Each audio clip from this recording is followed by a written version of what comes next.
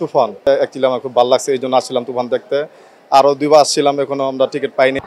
দর্শক, ঈদের দশম দিন আজ মুক্তি পেয়েছিল এবার ঈদুল আজহায় 5টি সিনেমা। তার মধ্যে ছিল তুফান, আগন্তুক, রিভেঞ্জ, ডার্কওয়াল, ময়ূরক্ষী।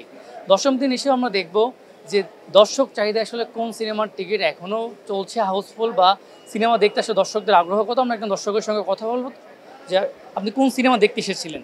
তুফান। ঈদের দশম দিন এসেও তুফান দেখার আগ্রহ মানে কেন আসলে? এটা ট্রেলারগুলো খুব সুন্দর, আমরা দেখতে পাচ্ছি যে অনেকগুলো ট্রেলার দেখছি, গান দেখছি, মুভি দেখছি, সব মিলে অ্যাকচুয়ালি আমার খুব ভালো লাগছে, এই জন্য আসছিলাম তুফান দেখতে। আরও দুইবার আসছিলাম, এখনো আমরা টিকিট পাইনি। আজকে আসলাম 7:30 বেলা, ক্লোজ হয়ে গেছে, আমাদের টাইম আউট হয়ে গেছে। এখন কি করবো, আর খাওয়া দাওয়া করে চলে যাবো এই আর কি, এছাড়া। ফ্যামিলি নিয়ে এসেছিলেন নিশ্চয়ই? না, আমরা দুই ফ্রেন্ড নিয়ে আসছিলাম আর কি, আমার ফ্রেন্ড আর আমি আসছিলাম আর কি। এখন আমরা চলে যাব, মানে দেখা তার হলো না, কি করবো, দেখি আগামীতে কি হয়। বর্তমানে যে সাকিবের গত বছর প্রিয়তম ছবিটা বা এবারকার তুফান ছবিটা, বর্তমান সাকিব খান এবং তার যে পরিচালক আছে উনি খুব ভালো ছবি করতেছে।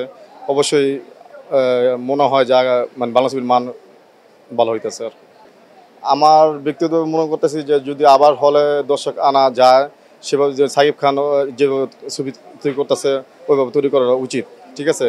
কিন্তু আমরা অনেক পরিচালক দেখি অনেক সিনেমা করে, কিন্তু ওগুলা মান এত ভালো না, ঠিক আছে।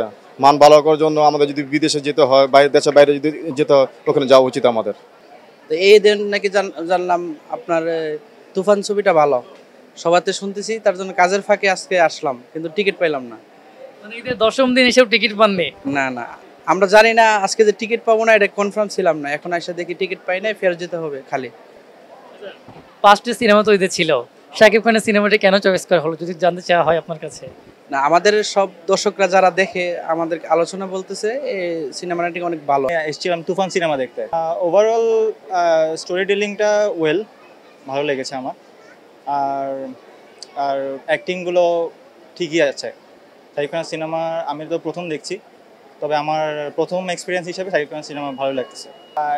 ইন্টারভাল পর্যন্ত দেখলাম, তো এখানে মনে হচ্ছে যে ঠিক আছে, আপাতত ঠিকঠাক যাচ্ছে এরকম। এইবার ঈদের মোট 5টি সিনেমা দেখা হয়েছে? না না না, আমি শুধু স্পেশালি তুফান সিনেমা দেখার জন্য আসছি। তুফান সিলেক্ট করার পিছনে প্রধান কারণ হচ্ছে রায়হান রাফি।